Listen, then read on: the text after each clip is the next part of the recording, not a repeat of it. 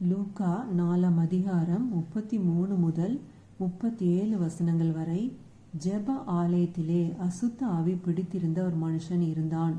அவன், ஐயோ, நசரேயனாகிய இயேசுவே, எங்களுக்கும் உமக்கும் என்ன? எங்களை கெடுக்கவா வந்தீர்? உம்மை இன்னார் என்று அறிவேன், நீர் தேவனுடைய பரிசுத்தர் என்று உரத்த சத்தமிட்டான். அதற்கு இயேசு, நீ பேசாமல் இவனை விட்டு புறப்பட்டு போ என்று அதை அதட்டினார். அப்பொழுது பிசாசு அவனை ஜனங்களின் நடுவே விழத்தள்ளி அவனுக்கு ஒரு சேதமும் செய்யாமல் அவனை விட்டு போய்விட்டது. எல்லாரும் ஆச்சரியப்பட்டு, இது என்ன வார்த்தையோ? அதிகாரத்தோடும் வல்லமையோடும் அசுத்த ஆவிகளுக்கும் கட்டளையிடுகிறார், அவைகள் புறப்பட்டு போகிறதே என்று ஒருவரோடொருவர் பேசிக்கொண்டார்கள்.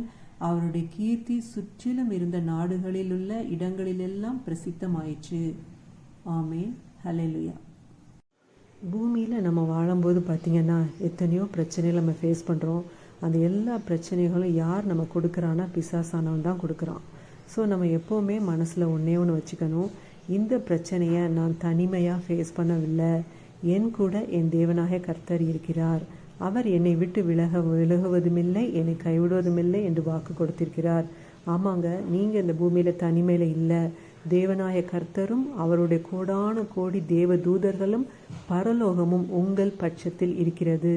அந்த நிச்சயத்தோடு இன்னைக்கு நீங்கள் என்ன பிரச்சனையை ஃபேஸ் பண்ணுறீங்களோ அதை தைரியமாக ஃபேஸ் பண்ணுங்கள்.